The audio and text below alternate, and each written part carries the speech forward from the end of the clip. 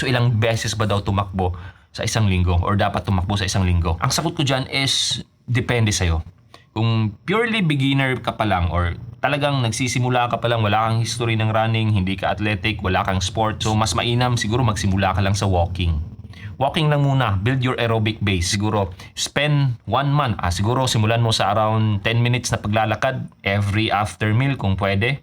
Pero kung hindi naman, yung bakanting oras mo lang. Isa rin yun nga sa factor na dapat mong isipin. So kung ilang beses ka dapat maglakad sa isang linggo, well, it depends, or maglakad or mag-running, depende na yan sa bakante mong oras. Pero para sa akin, pinaka-basic dyan is every after meal kung pwede. 10 to 15 minutes. Bakit every after meal? Kasi every after meal, nag-e-spike yung ating glucose or sugar, blood sugar. Kasi yung kinakain natin usually, mataas yan sa carbohydrates which turns into sugar pag nasa sistema na natin.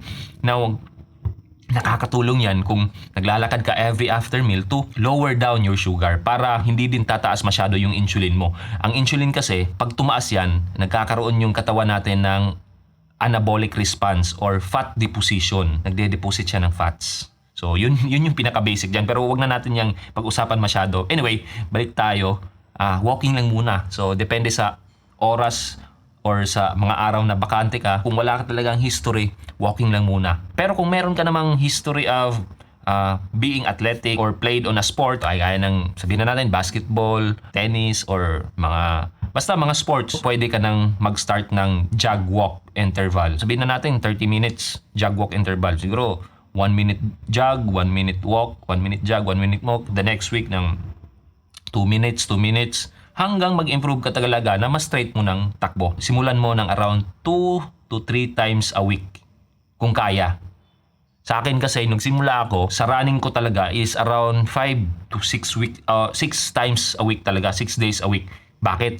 Kasi yung history ko, I've been walking since 2022 pa. So, yun talaga yung naging habit ko. Every after meal. So, nagsimula ako sa 5 minutes. Tapos, nag-10 minutes. Every after meal yun Tapos, naging 30 minutes. Tapos, isang oras. So, na-realize ko noong last year, noong March, na medyo kailangan ko ng tumakbo kasi mas mabilis kong ma-achieve. Gaya ng na-mention ko ng mga previous videos ko, ang pinaka-goal ko is 16K steps every day. Yun nga, nag-progress ako into running kasi gusto kong ma-achieve yung goal ko na 16K steps na medyo mabilis. So, nag-running ako nung March.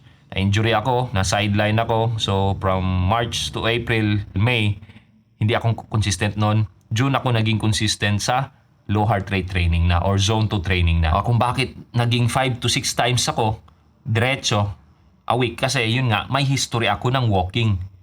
Grabe yung talagang ginugugol kong oras. Mahaba yung oras na ginugugol ko. So, I'm confident enough na yung mga paa ko, yung musculoskeletal system ko, kayang-kaya i-handle yung load na pagtakbo. And yun nga, zone 2 lang naman, so mabagal lang. So, hindi masyadong problema. So, kayang-kaya ng katawan ko. Now, for complete beginner talaga, I would highly suggest na, yun nga, 2 to 3 times a week, kung wala kang history of activities, sedentary yung lifestyle mo, walking lang muna for at least 1 month. Now, kung meron naman, 2 to 3 times a week pa rin, pero jog walk interval. So, after a month siguro, kung napansin nyo na medyo kaya na, simulan mo sa easy jog na straight na. Siguro straight mo ng 20 minutes, straight mo ng 15 minutes, straight mo ng 30 minutes kung kaya. Yan, magandang simula yan. Ang pinaka biggest factor talaga kung bakit nag-e-improve tayo dito sa running is consistency. Yan yung pinaka mantra ko. Consistency, not intensity. Proven and tested ko yan kasi sa zone 2 ko, nag-sub 2 ako. First try ko sa half marathon, tapos second try ko sa 10K, nag 54 minutes ako, tapos around fourth try fourth try ko sa aking 5K Poros to Race events 5K, nag 23 minutes ako. Puro zone 2 or 99% zone 2 lang yung training ko. So talagang mag-e-improve at mag-e-improve ka kahit easy run, jogging lang yung gagawin mo kasi yung aerobic base mo, yung pinakapundasyon para masustain mo yung bilis mo sa pagtakbo.